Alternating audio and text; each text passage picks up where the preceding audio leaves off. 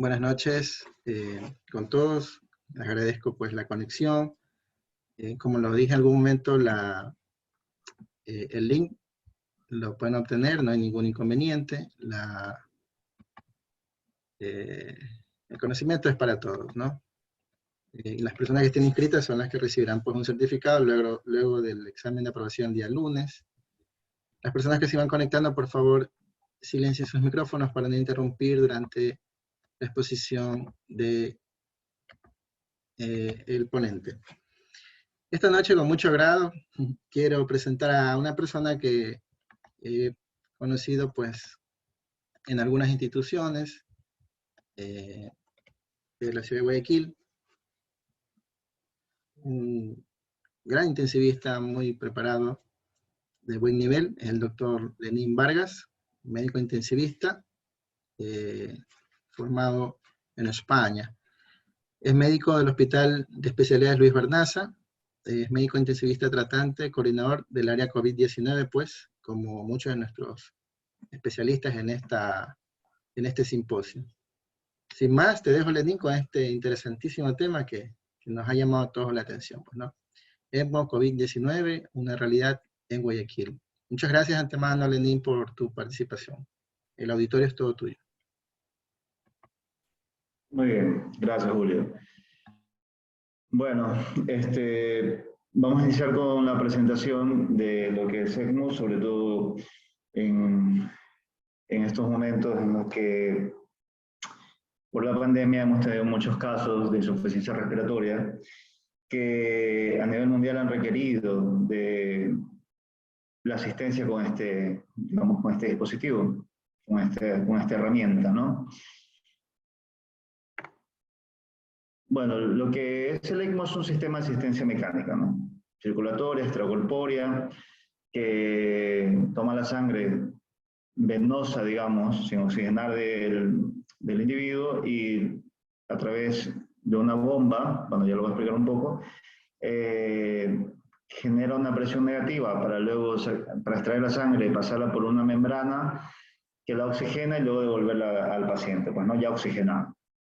Sí, esta asistencia puede durar varios días, incluso semanas o incluso meses, ¿ok? Y tiene dos modalidades que ya las vamos a revisar. El ECMO puede ser un puente de recuperación, puede ser un puente para otro dispositivo de asistencia ventricular cardíaca de mayor duración o de mayor, digamos, soporte. También puede ser un puente de trasplante, ya sea pulmonar o cardíaco, o hasta tomar alguna decisión con el paciente, ¿no? Quería recalcar que, si bien ¿no? el ECMO no es una terapia nueva, podríamos decir que nació hace medio siglo, en 1970, por supuesto que ha habido muchos avances con él, con este tratamiento. Esta diapositiva lo que sí quiero recalcar es que darnos cuenta que entre el 2007 y el 2017, la cantidad de reportes, digamos, que hay de pacientes que han recibido esta terapia, pues ha ido en aumento, ¿no? Ha ido en aumento. Probablemente sí que se escapa algún reporte de algún centro de ECMO a nivel mundial, pero lo bueno es que ha ido aumentando, sobre todo a partir del 2010, 2011, cuando hubo digamos, una pandemia, o recuerdan el H1N1, en donde en Reino Unido y en Australia pues hubieron casos de ECMO, en sus centros ECMO, y pues de los que aprendimos ciertas cosas, ¿no? Y de ahí pues ha ido utilizando cada vez más. Bien. Como generalidad, sí decir que el ECMO, pues como había manifestado, tiene dos, digamos, modalidades, ¿no? La modalidad vena arterial, que es la asistencia no solamente respiratoria, sino una asistencia cardíaca, ¿okay? Cuando hay una insuficiencia cardíaca, el corazón no late adecuadamente, pues se utiliza pues un ECMO veno arterial. Y luego está el ECMO veno-venoso, que es un soporte respiratorio netamente, solamente respiratorio, que es lo que vamos a hablar básicamente en este momento, que es lo que hacemos aquí pues, ¿no? en Guayaquil y lo que se ha hecho, digamos, principalmente a nivel mundial en la pandemia COVID-19. Los componentes del sistema, bueno, es un esquema, ¿no? Esto en azul, ¿no? Esta cánula en azul muestra la extracción de la sangre venosa, ¿ok? Que con la bomba centrífuga, como les decía, se genera una presión negativa, ¿ok? Y extrae la sangre del paciente. La sangre del paciente y luego, pues, una presión ya positiva, la envía hacia una membrana de oxigenación, bueno, aquí hay una membrana, que sería esta, que asemeja pues las membranas de las diálisis. Son microfibras que aumentan mucho la superficie, digamos, de exposición de la sangre no oxigenada a pues, un fluido, pues, al oxígeno, ¿no? Para que se oxigene, ¿no? Bueno, luego es devuelta al paciente, ¿okay? En donde, bueno, a través de la membrana no solamente se oxigena, sino que también se lava, por decirlo así, o se extrae el CO2, ¿no? Entra el oxígeno y se extrae el CO2. Y luego la devuelve pues al paciente, ¿no? Hay digamos, extracción del CO2 se hace a través del aire, ¿no? Como dije, se pone la sangre en la membrana, se les pone aire oxigenado, básicamente oxígeno, a través de un flumíter, ya lo voy a explicar eso, en otra diapositiva, y luego es devuelta al paciente. Es de recalcar que este ECMO es, digamos, esta bomba o este sistema de ECMO,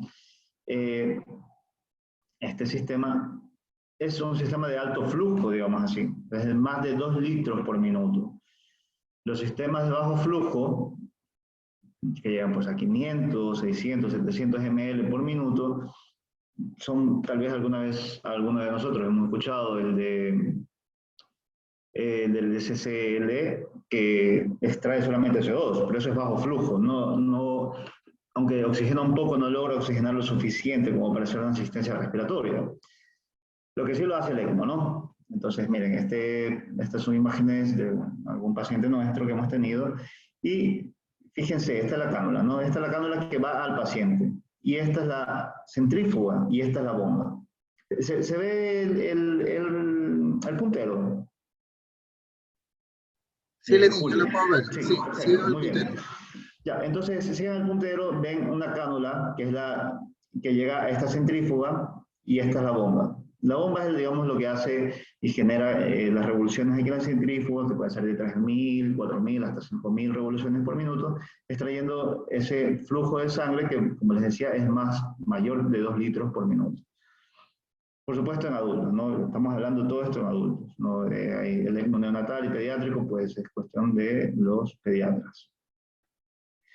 Una vez que extrae la sangre, esta es enviada, ¿no?, a esta membrana. Y esta membrana, pues es la membrana de oxigenación. Si ven, tal vez, bueno, incluso se logra ver aquí como unas microfibras, que como les decía, es a través de donde pasa la sangre y se expone al oxígeno.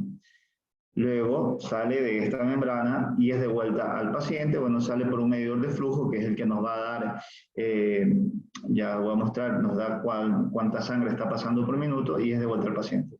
Solamente aquí fíjense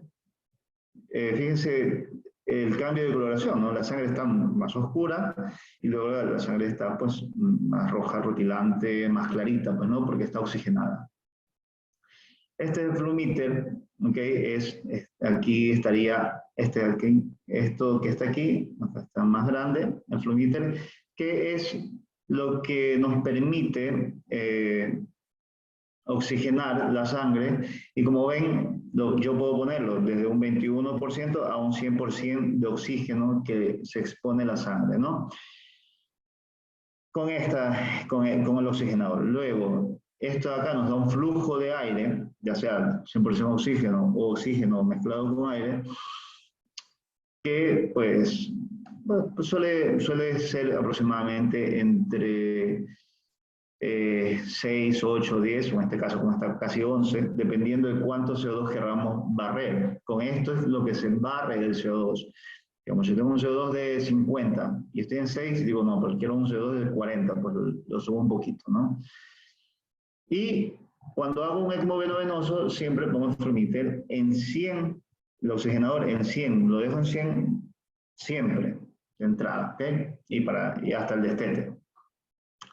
Bueno, pues esta es la consola del ECMO, esta es la consola, nosotros utilizamos una consola de Medtronic, se llama Bioconsole, hay otras, varias, digamos, en el mercado, y pues también hay varios tipos de membranas, ¿no? Muy bien. Estas imágenes son nuestras, ¿no? De pacientes nuestros.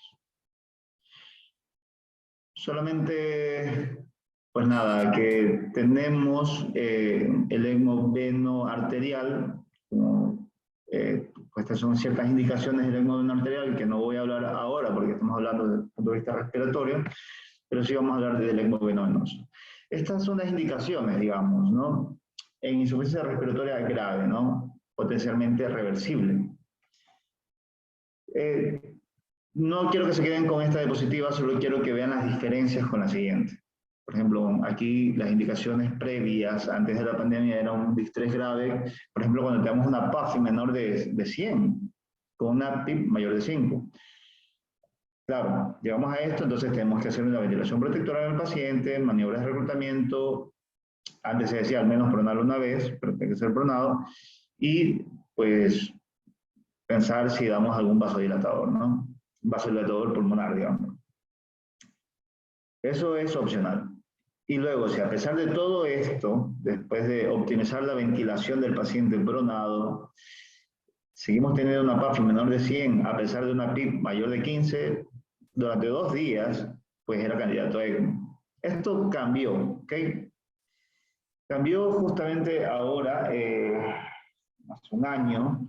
Estas son, digamos, las recomendaciones de la ELSO, que es, digamos, la organización de soporte extracorpóreo, ¿no? A nivel mundial es los que registran los reportes de todos los centros ECMO del mundo, pues tanto occidentales como orientales, o también pues la SAIO, que es lo mismo a nivel de Asia, y tenemos otras recomendaciones. Tal vez las previas, estas les suenan a todos ustedes. Alguna vez lo leímos, lo vimos, o bueno, tuvimos la oportunidad de estar en un centro ECMO y pues eran así. Sin embargo, ahora en la pandemia cambió. ¿Y en qué cambió? Pues ya no tenemos, no necesitamos una PAFI menor de 100, que pues básicamente bastante, digamos, ajustada, ¿no? Tal vez para una PAFI menor de 100, pues perdemos tiempo, ¿no? Ahora la PAFI es menor de 150. Si yo tengo una PAFI menor de 150 y relajo al paciente, le hago una relajación muscular, ¿ok? Perdón, una relajación muscular, lo prono, bueno, opcional, le doy algún vasodilatador pulmonar, y si a pesar de eso en el tiempo tengo una PAFI menor de 60 en 6 horas, o menor de 50 en 3 horas, o independientemente de la PAFI, tengo un pH menor de 7.2, con una CO2 mayor de 80, por 6 horas, yo me debería plantear el ECMO. Es decir, si no tengo nada de estas indicaciones, pues yo hago el manejo, ¿no? El manejo corriente, el manejo común. Si estoy en esta situación, yo tengo que preguntarme si hay alguna contraindicación para ECMO, que ya la vamos a ver. Si hay contraindicación, pues no quedará más que ajustar el tratamiento clínico, pero si no hay contraindicación, sería un paciente que entraría a ECMO. Pero ojo, eso con una PAFI menor de 150.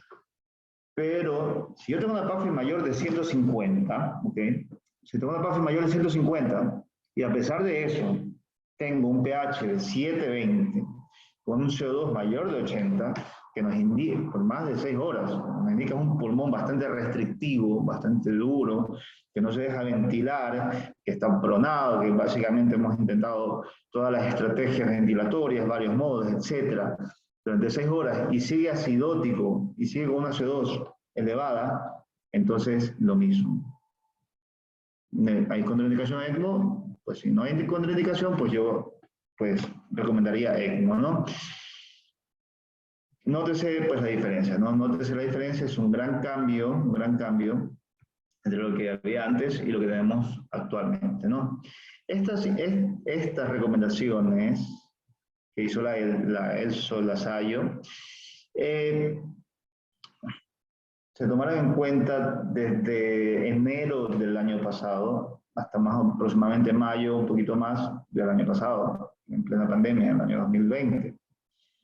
Sin duda ha aumentado, digamos, claro, ha aumentado el número de pacientes en ECMO, con lo que estas recomendaciones podrían cambiar después, ¿no? Bien, bueno, contraindicaciones. Las contraindicaciones absolutas, ¿ok? Una parada cardíaca, o sea, no presenciada, no sabes cuánto tiempo es, o que dure más de 1 hora. Probablemente, pues ahí no podemos rescatar al paciente, sería muy difícil, sobre todo por que ya pues habría daño tisular y sería irreversible el daño, pues no.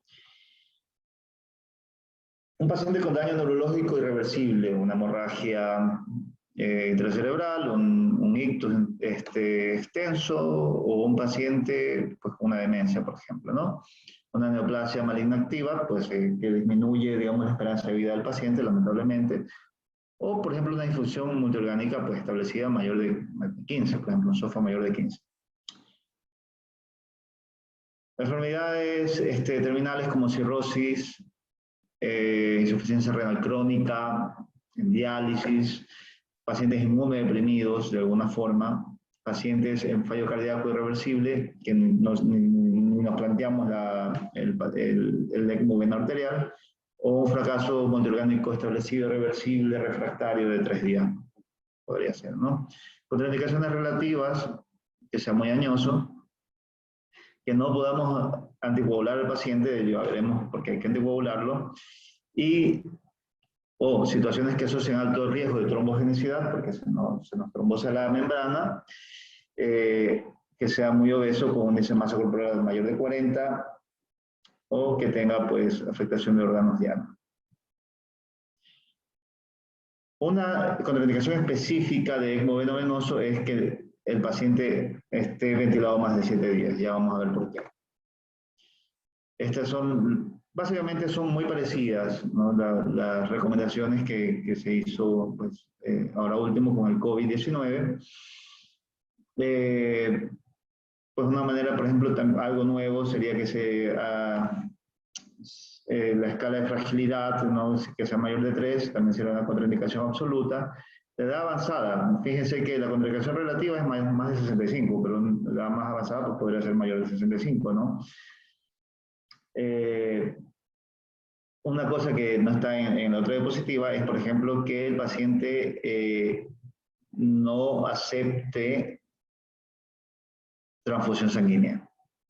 Y eso hay que decirlo, por ejemplo, si un paciente por sus creencias religiosas no desea ser transfundido, no podemos meterlo en ECMO. Así de entrada no es candidato, es una contraindicación absoluta, porque los pacientes en ECMO son transfundidos sí o sí, ¿okay? En algún momento. ¿Ok? Muy bien. Esto, pues, fíjense, ¿no? La mortalidad o el daño pulmonar que existe mientras más días de ventilación mecánica tenga el paciente muy grave, pues hace que si yo tengo más de 7 días sea inaceptable meter al paciente en ECMO porque la recuperación luego va a ser muy difícil, ¿no? La recuperación pulmonar tal vez ya sea irreversible y no podremos sacar al paciente de ECMO. Así que más de 7 días no se recomienda. Muy bien. Bueno, ya les había dicho el esquema, la sangre que sale va a la bomba, y luego al oxigenador y regresa al paciente. Hay diferentes formas de canular a un paciente para un ECMO venovenoso. El más común utilizado a nivel mundial, y por supuesto por nosotros, es el fémuro yugular, ¿no? La cánula entra por la vena femoral, se localiza entre la unión de la cava inferior y la aurícula derecha, y la cánula, es la cánula de drenaje o de extracción, y luego la cánula, digamos, de reposición, la cánula, pues, con la sangre oxigenada, entra por la vena yugular y va asimismo entre la unión de la cava superior y la aurícula derecha, ¿no? Quedan localizadas ahí. Importante que quede una distancia prudente de más de 15 centímetros para que no haya un fenómeno de recirculación. Pero bueno, esto me sirve para que entiendan que, aquí está un esquema, esta es la cánula, ¿no? Tiene varias fenestras, tiene unos huequitos, ¿no? Que es por donde extrae la sangre, y luego pues es de vuelta ya oxigenada a la aurícula derecha para ser bombeada pues, al resto del cuerpo. Bien. Bueno, un poco lo que les decía, no voy a andar en esto porque la verdad es que básicamente hacemos canulación venovenosa periférica, femoral-yugular. Hay otros tipos, ¿okay? Otros tipos como por ejemplo, que solo utiliza una cánula en la que extrae la sangre de forma más proximal y la envía por otro lumen de forma distal ya oxigenada, pero por ejemplo esa cánula no, las mismas recomendaciones de la ELSO de este año la desaconsejan. La desaconsejan porque el paciente en ECMO venovenoso, COVID prolongado, y esa cánula es muy grande y hay mucho riesgo de trombosis o de hemorragia, ¿no? Esto es lo más recomendable. Esto creo que ya, sí, ya les he explicado. Se miden las presiones antes de la centrífuga, después entre la centrífuga, el oxigenador y luego el oxigenador. Y esas presiones pues, nos sirven para tomar decisiones o para saber si hay algún problema en el circuito, en algún sitio, dependiendo de qué tan baja o tan alta y de la diferencia entre presiones que tengan, ¿no? Muy bien, bueno, estas son generalidades, pero mucho, vamos más rápido. Los objetivos, yo cuando pongo al paciente en ECMO es que su presión arterial media sea más de 65, que el índice cardíaco sea más de 2.5, la saturación venosa mixta más de 65%, que tenga una diuresis normal de 0.5 ml por kilo hora y un lactato menor de 2, básicamente. Luego los objetivos respiratorios, no voy a ahondar tampoco porque es motivo de otra charla, es bueno, básicamente que una draga impresión menor de 14, una ventilación protectora, ya les hablarán de eso. Y pues que se lave el CO2, que el pH aumente, que si está acidótico, y pues que la saturación de oxígeno cuando tengo un ECMO venovenoso sea al menos 85. Bueno, 75 en realidad, al menos 75, porque no es igual que los pulmones oxigenen a que oxigene pues que llegue la sangre directamente a la aurícula derecha ya oxigenada y pase directamente pues a la circulación, digamos, izquierda y llegue con una alta carga de, digamos, de oxígeno, de hemoglobina oxigenada, ¿no? Por eso la saturación del ECMO venovenoso al menos debe ser de 75%. ¿Ok? Muy bien. Debo decir que el paciente hay que anticoagularlo porque la membrana siempre se trombosa, siempre se va a llenar de coágulos, y cuando yo anticoagulo al paciente lo que logro es prolongar ese tiempo que me sirve la membrana, porque se va a coagular con va a tardar más en coagularse, o más en llenarse de trombos. ¿Con qué lo anticoagulo? Pues con heparina, básicamente, si no hay alguna contraindicación, con heparina sódica, y los controles se hacen con TPT, pueden hacerse con ACT, pero TPT es lo más recomendado, y si es que tengo un TPT que sigue bajo y yo estoy aumentando pues la heparina y sigue el TPT bajo, no llego a 50, 55, pues tal vez podría medir una antitorbina 3 y eso me sirve porque puede estar pasándome de coagulación y eso aumenta el riesgo de hemorragia. Son las complicaciones del ECMO. Si tengo un tromboelastrograma, pues podría también plantearme hacerlo, ¿no? Estos objetivos de hemoglobina, plaquetas y NR, pues también cambiaron y ya no somos tan, digamos, evitamos muchas transfusiones siendo menos, digamos, restrictivos, ¿no? Fíjense que la hemoglobina debe ser mayor de 7 o estar entre 7 y 8, ¿ok? Ya no es como antes decíamos, la hemoglobina debe estar en 10 y politransfundíamos a los pacientes, pero demasiado. Entonces, una hemoglobina entre 7 y 8 es suficiente. Las plaquetas, si son mayores de 50.000, estamos tranquilos, ya no debe ser 100.000, y un fibrinógeno es más 100 miligramos por decilitro, ¿no?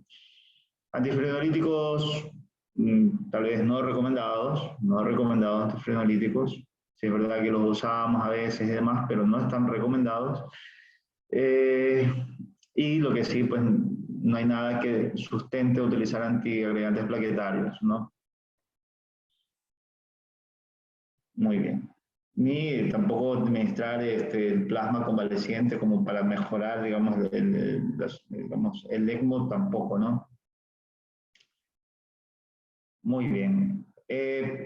Sí que es verdad que cuando el paciente tiene más de 2 litros, por ejemplo, por minuto de flujo de sangre, o 2.5 litros por minuto de flujo de sangre, que es un flujo importante, es menos probable que se coagule la membrana.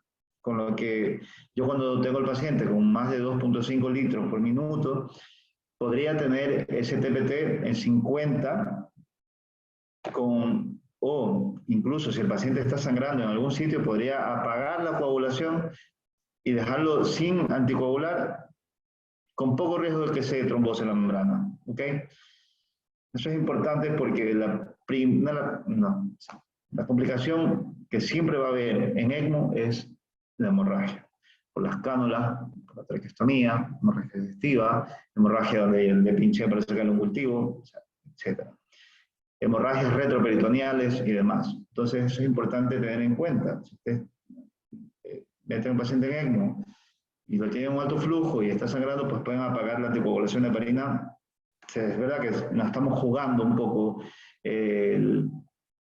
digamos, nos la estamos jugando un poco, pero con cierta seguridad podríamos no anticoagularlo. Y hay personas incluso, y eso yo lo recuerdo desde antes incluso de la pandemia, en centros en cuando tenemos un flujo elevado, más de 3 litros, ni siquiera anticoagulamos, ¿no? Para evitar el riesgo de hemorragia. ¿Okay?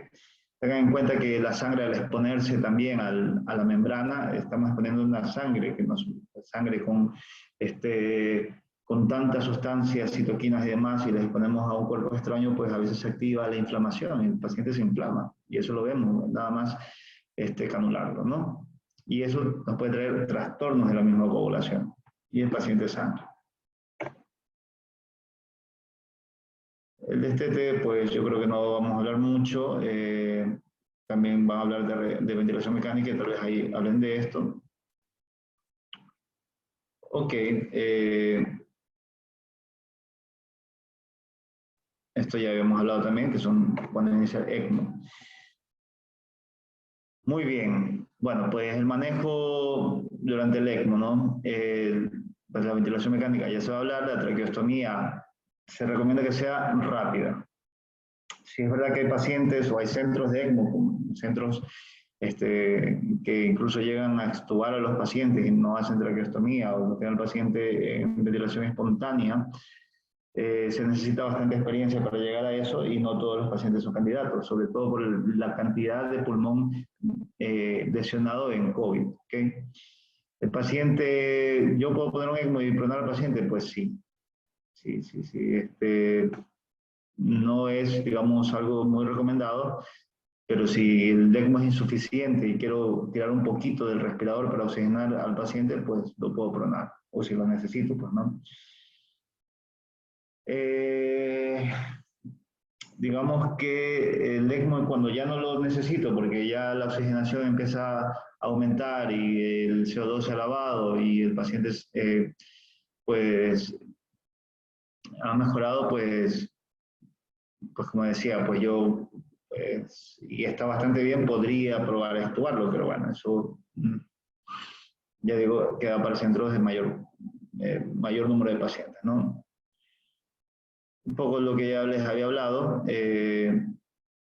sí decir que como se generan grandes presiones de la sangre que sale hacia la bomba y luego regresa al paciente y en todos los sitios donde se expone la sangre a la tubuladura de gran presión, pues se pueden destruir y hay hemólisis, a veces es muy importante esa hemólisis y los anemiza a los pacientes y puede generar insuficiencia renal, etcétera, así que hay que tenerlo en cuenta. Hay que vigilar siempre, digamos, que no haya trombosis venosas, poner una absorción de citoquinas, pues no hay nada demostrado que, al menos con fuerza, que lo recomiende. Pues la transfusión ya hemos hablado, y monitorizar al paciente. Puedo monitorizarlo, pero no, al tener ese flujo de sangre que regresa a la aurícula derecha, digamos que la termodilución se ve afectada y tal vez no me da datos muy fehacibles de ese gasto cardíaco, pues, ¿no? Entonces, tal vez lo que más se asemeja es utilizar, pues, dependiendo de la ventana que tenga, el ecocardiograma transtorácico y, si no es su caso, pues el transesofágico. Vena arterial, siempre transesofágico. ¿Ya? Bueno, ahora en COVID debemos tener la protección personal. Los pacientes se infectan en ECMO, pues por supuesto, no cambia la incidencia de un paciente intubado, pues, y un paciente en ECMO pues va a tener una neumonía y vamos a utilizar antibióticos y pues dadas nuestras UCIs van a ser antibióticos de muy amplio espectro. La rehabilitación sí que se debería iniciar de forma muy precoz, siempre en cuando también tener en cuenta los cuidados, evitar las complicaciones en ECMO. Que en caso, una de las complicaciones ya la hablé, que es la hemorragia, otra complicación son las infecciones, y otra complicación muy importante es que cuando movilizo al paciente se me salgan las cánulas.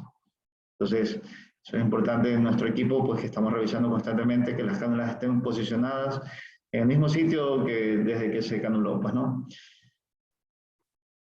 Muy bien, bueno, estos son un poco de generalidades, ahora hablar digamos, recomiendo yo, si ustedes me preguntan, recomiendo yo iniciar ECMO en COVID o iniciar ECMO en un paciente con insuficiencia respiratoria. Bueno, pues se ha escuchado de todo, se ha escuchado que la mortalidad es muy elevada, que es muy complejo, que es muy costoso, y sí, eso se tiene razón, pero ya que la mortalidad en ECMO aproximadamente es el 40% de los pacientes que entraron en ECMO, la mortalidad se asemeja al 40%. En este estudio, pues, ¿no?, que se realizó el año pasado también, en los primeros meses, el primer trimestre del 2020, pues se vio que la mortalidad aproximadamente era del 40%. Y por ello, pues, la verdad es que llegaron a la conclusión de recomendarlo. De recomendar ECMO venoso en pacientes con insuficiencia respiratoria refractaria, ¿ok? Candidato a ECMO, pues, ¿no? Bien, tal vez, si se dan cuenta, lo que más favorece a un paciente para que sobreviva en ECMO es que sea joven, menos de 50 años, pero mientras mayor es el paciente, pues peor para él, menos posibilidades de ir bien. Tal vez, miren, fíjense, parece ser que los hispanos no son muy favorecidos en ECMO, al menos en esos registros. Hay que decir que estos registros tienen de que no es, y al menos en ese periodo, el primer trimestre del año pasado, no todos los centros de ECMO, pues, contribuyeron a aumentar, digamos, el número de esa serie, pues, ¿no? Luego, pues, habrá que esperar los nuevos datos que tengamos. O si el paciente tiene cáncer, si está inmunocomprometido y igual lo metiste, pues te va a ir mal. Entonces, pues no hagas lo que no debes hacer.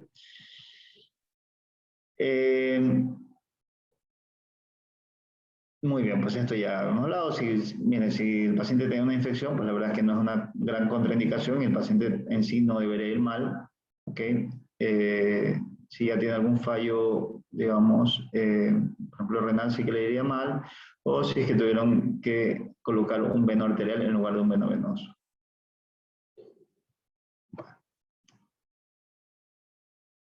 Ahora, bueno, ya voy a hablar de ello. Esto es lo mismo. ¿Cómo hacemos nosotros el ECMO? Pues para tener buenos resultados. Nosotros cuando tenemos un paciente en ECMO, siempre debe haber una enfermera por un paciente. No puede haber una enfermera ocupada del paciente de ECMO y ocupándose de otro paciente, sea ECMO o no. No se debe haber, digamos, o la enfermera solamente para el paciente ECMO, ¿no? Al menos un especialista para 2 pacientes de ECMO, perfusionista siempre de cabecera al llamado, y un especialista senior supervisor que tal vez ni siquiera tenga pacientes asignados, sino que se ha encargado de coordinar de pues, los insumos, la membrana, etcétera, ¿no? Un poco así como se distribuye, digamos, esto, las recomendaciones, y en parte pues lo hacemos de esta forma, ¿no? Como todo paciente, iniciar la nutrición en menos de 48 horas, movilización temprana, ya lo he dicho, la ecografía diaria sí que es importante, y eso nosotros hemos ido aprendiendo, y estas son recomendaciones pues de la ESO, ¿no? La ecografía de tórax nos ayuda a ver si el paciente pues va mejorando esas líneas B, si va disminuyendo ese líquido en el pulmón. La ecografía abdominal, ¿por qué? Porque, como dije, la principal complicación es la hemorragia, y entre pues, la peor hemorragia de un paciente en ECMO pues, es la hemorragia cerebral, pero también hay hemorragias retroperitoneales y eso se vigila con una ecografía. Y vigilar los trombos en miembros inferiores. Hay que controlar los circuitos, ver que no tengan trombos, ver que no haya gas en el circuito. Hay que hacer gasometrías pre y post membrana diaria para ver el estado de la membrana, si todavía funciona o no funciona. Yo podría, lo que dije, colocar la absorción de citoquinas, pues la verdad es que no está muy recomendado. Hacer una traqueostomía temprana sí que lo recomendamos. Ajustar los medicamentos según la farmacocinética, farmacodinámica, porque se ve afectada por la membrana, porque sale mucha sangre, porque se puede quedar medicamento en la membrana, pues eso queda en discusión. Hay quienes están a favor de no alterar las dosis de los medicamentos, y otros que sí, y ahí tenemos tablas, incluso principalmente por los antibióticos, para que evitemos pues valores séricos bajos, ¿no? Esto sí que es muy importante, muy recomendado participar en los registros internacionales, ¿no? del ECMO, y sí que lo hemos hecho. Como les decía en la previa, tal vez no hay todos los datos de Latinoamérica, que los estamos recogiendo ahora.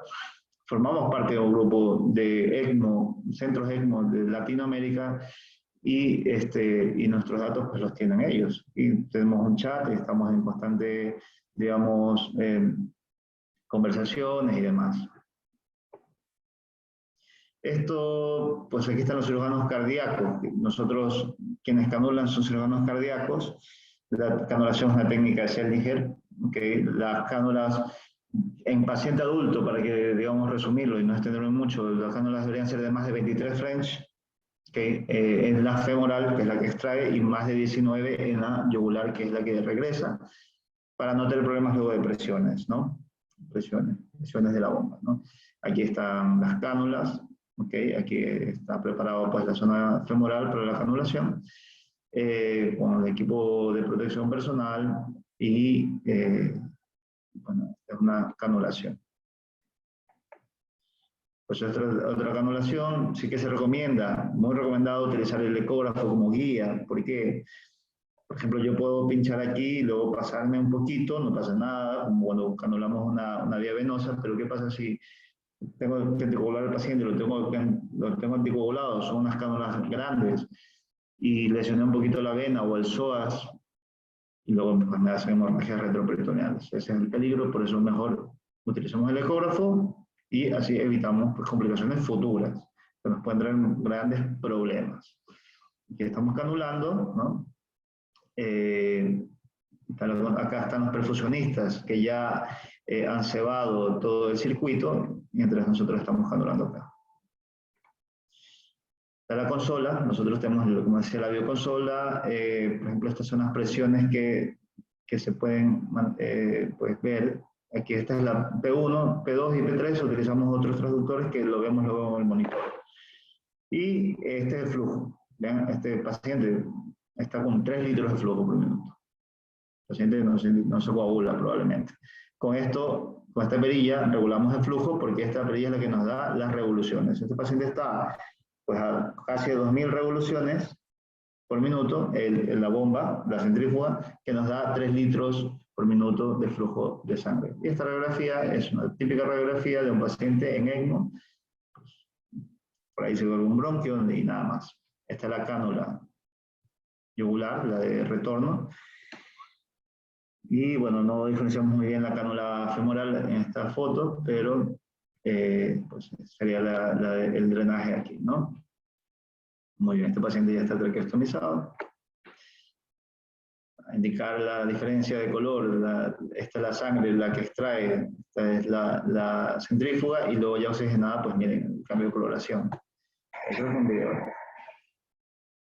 Buscábamos trombos en este sitio. Siempre buscamos, si con linterna o con la lámpara del teléfono, pues buscamos que no haya trombos en ningún sitio, ¿no? Pero fíjense la diferencia de coloración. Básicamente, pues para eso se lo mostraba, ¿no? Me parece que había un mínima laminilla de fibrina, pero no pasa nada con eso. Okay.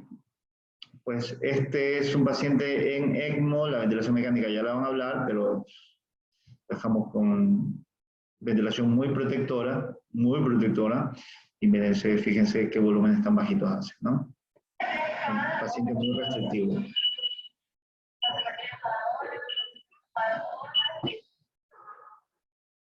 Bien, bueno, esta parte del equipo ECMO, okay, no es que tengamos un uniforme, básicamente coincidimos aquel día,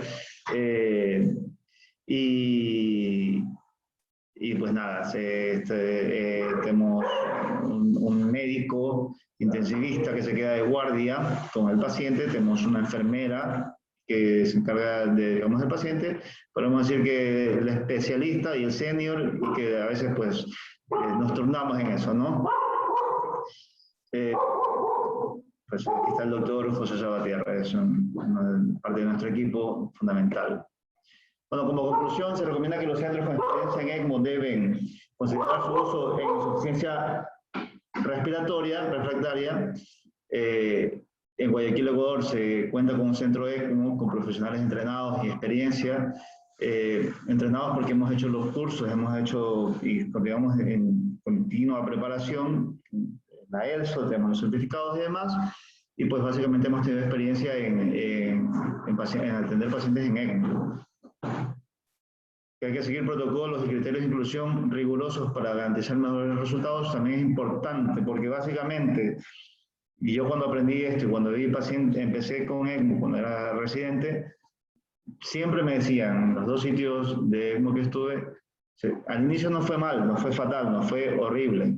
Pero, ¿por qué? Porque te entusiasmas, porque tal vez si tienes un paciente que tú decides que tu límite es 60 años, pero tienes un paciente de 65 y que es familiar o que piensas que se va a recuperar y te aventuras en meterlo, pues luego te das cuenta que eso no da buenos resultados. Hay que ser muy rigurosos en los criterios de inclusión para poder tener buenos resultados, ¿ok? Es básicamente eso, ¿ok? Pues podría decirles, tengo una mascota que creo que está haciendo ruido, y pues bueno, no sé si eso es todo lo que quería contarles. Creo que me he extendido bastante.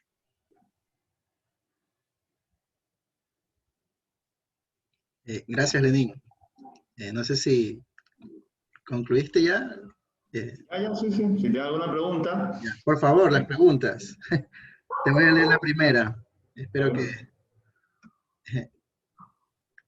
Acá en el hospital hay gatos, no te preocupes. Estoy en caso, es lo que tiene, ¿no? Cada quien tiene lo suyo. Acá nos pregunta William Nis, una doctora, ¿cuáles son los centros ECMO de Ecuador? Pues la verdad es que solo, y no lo digo con, digamos, solo somos uno. Somos uno aquí en la ciudad de Guayaquil, somos una compañía establecida de soporte extracorpóreo. Ok. Bueno, a ver, déjame seguir viendo si hay más preguntas. Ah, Enrique Ochoa, ¿dónde trabaja el doctor? ¿Dónde lo hacen? Ya, digamos que el centro ECMO aquí en Guayaquil está digamos, en Alborada.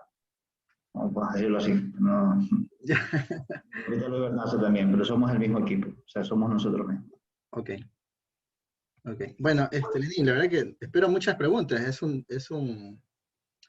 ECMO es un tema que... Es muy extenso, porque podemos hablar demasiado de esto. No, Querido pues, poner, digamos, un poco lo más importante en la pandemia, pues, ¿no? no, tu revisión fantástica y puntual.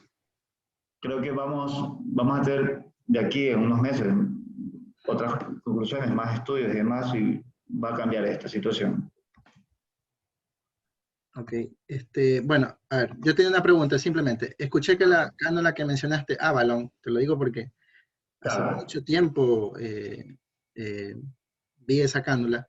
Me dices que no es recomendable, ¿no? no, no se recomienda. No se recomienda. Ok, a ver, empiezan las preguntas. Y en COVID tampoco, porque el paciente en ECMO en COVID al menos, o sea, como mínimo son 2 semanas y puede tirarse un mes en ECMO. Ya. A ver, Leni, aquí hay algunas preguntas. Nos dice Mariana Piñango, ¿cuáles son los equipos necesarios para el circuito ECMO? ¿El equipo de personal o de...? Vi que mencionaste el personal, ¿no? La relación, pero dice equipos necesarios para el circuito ECMO. Creo que es el esquema que nos mencionaste. Bueno, por ahí entiendo que es la consola. El sistema de la consola y pues el circuito, ¿no? El circuito viene con la membrana de oxigenación, pues la bomba mejor dicho, la centrífuga que se conecta a la bomba. La bomba lo que genera es una fuerza electromecánica, perdón, pues electromagnética, perdón, que hace rotar en esa bombita pues eh, una centrífuga que es la que genera ese cambio de presión para que extrae la sangre pues, y llevarla a la membrana, ¿no? Y el flumíter y pues las cánulas, que son esas que vienen aparte, pues, ¿no? Lenín, tengo aquí una pregunta muy buena que creo que es fenomenal que la contestes porque sé un poquito de esto.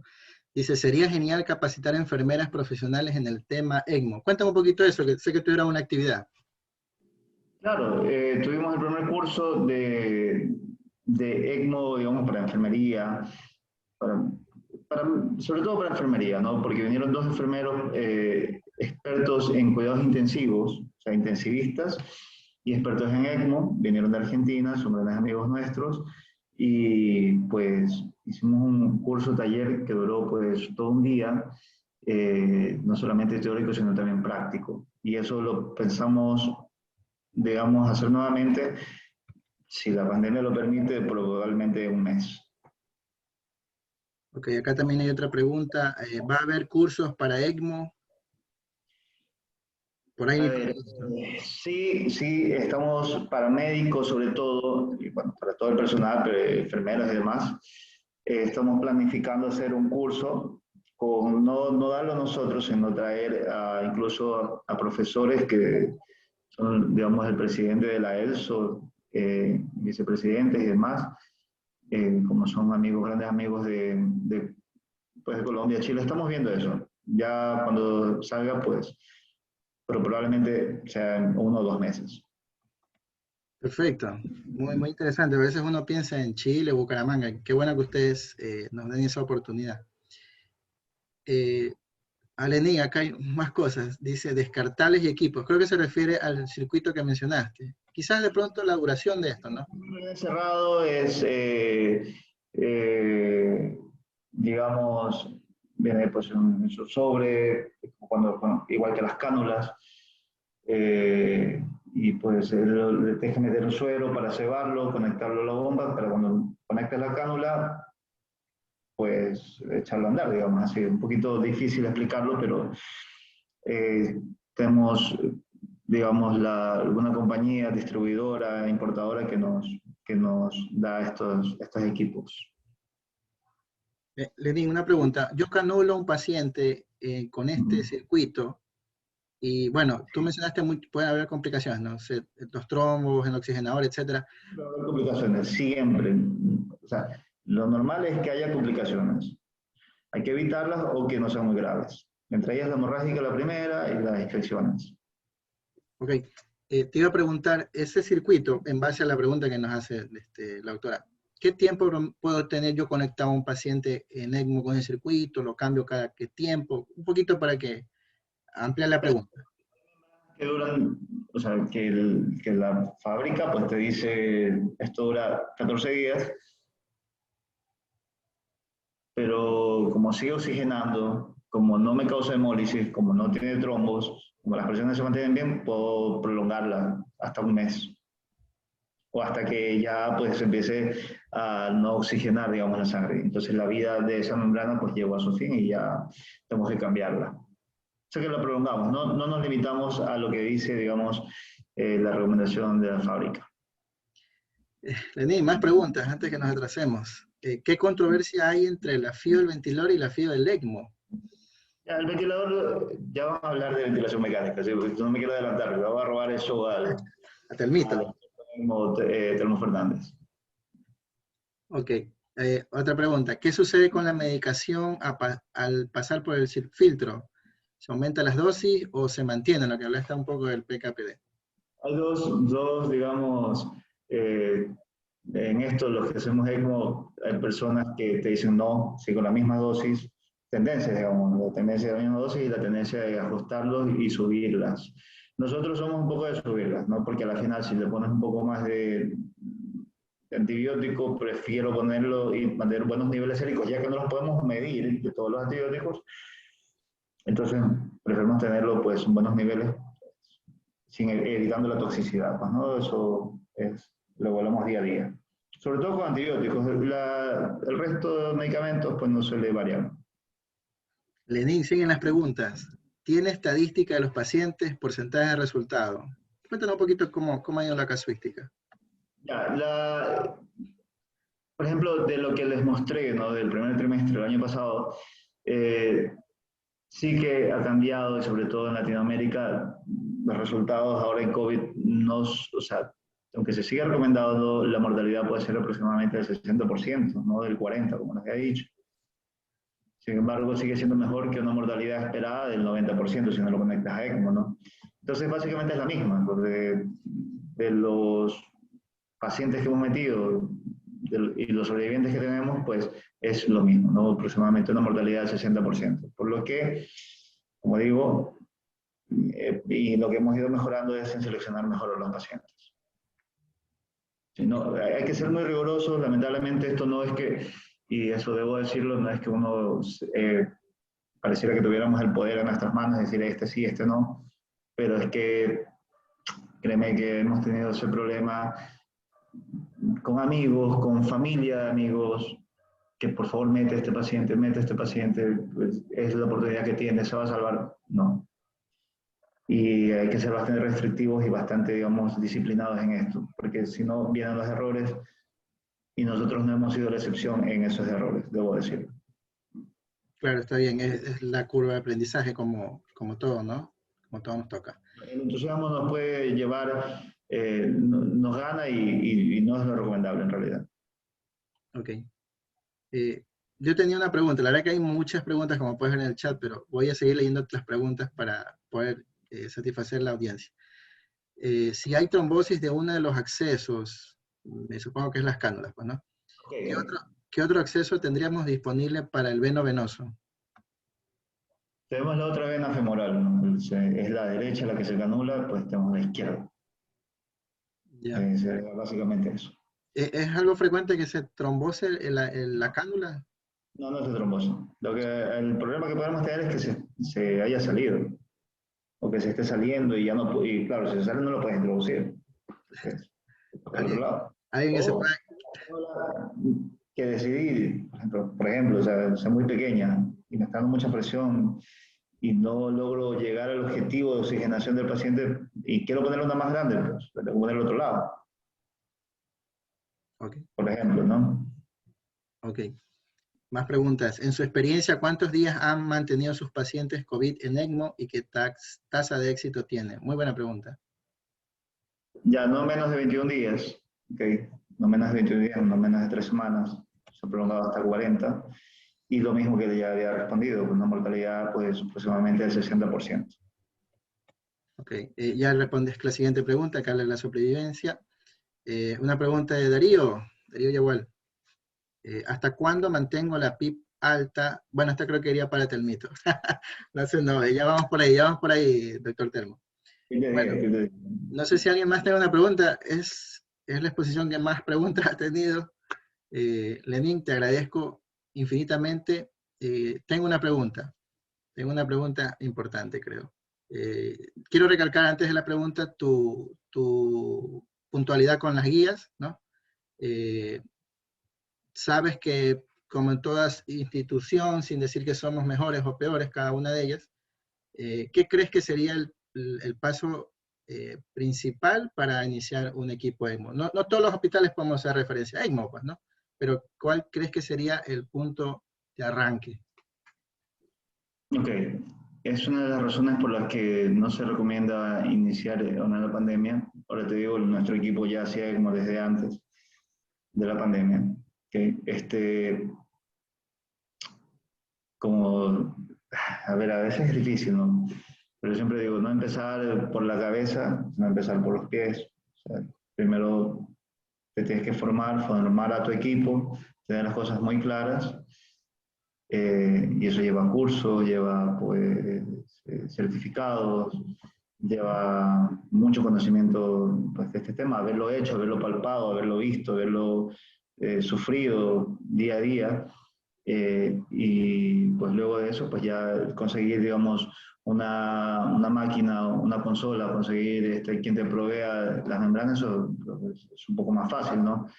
Todo va por el personal, yo creo que eso es muy importante, y el soporte que te da el resto, es desde quien limpia, desde el auxiliar, es todo eso, hay que tenerlo, la burocracia, que no te puedes quedar, si necesitas una membrana no puedes quedarte eh, digamos, sin un repuesto, si la consola fracasa no te puedes quedar con un backup, cosas así. Okay. Todo proyecto fuerte, importante, necesita definitivamente pues, el apoyo institucional, pues, ¿no? Exacto. Y eso es difícil en nuestro medio. Hay que decirlo porque lo conocemos y yo creo que es muy difícil actualmente, vamos a decirlo así, tal vez por varios problemas, pero quién quita que en un futuro se pueda y adelante con eso, adelante. Todo es intentarlo, pues, ¿no? Y hacerlo. Ok, gracias Lenín. Quiero agradecerte, me gustó mucho la exposición, estuve muy atento. Es un tema que muchos a veces veíamos lejano y que vemos que la institución y los intensivistas están haciendo avances para nuestra sociedad, ¿no? Gracias, Lenín. Claro, porque también hemos llegado a un punto en el que sí que hay que ayudar, digamos, o sea, creo que es algo necesario, creo que es algo que cada vez se va a recomendar más. Hubo un estudio de Leolia hace unos años que incluso se paró, pero no por fertilidad, sino porque no parece que beneficiaba tanto. Pero que luego los estudios post-hoc y los metaanálisis pues demostraron que sí que se recomendaba, y ahora en la pandemia creo que las conclusiones, no solamente de estos pocos estudios de corte, sino los que habrán después, van a seguir recomendándolo con más fuerza todavía. Ok, gracias, Lenín. Espero en algún evento futuro contar también con tu presencia. Encantado.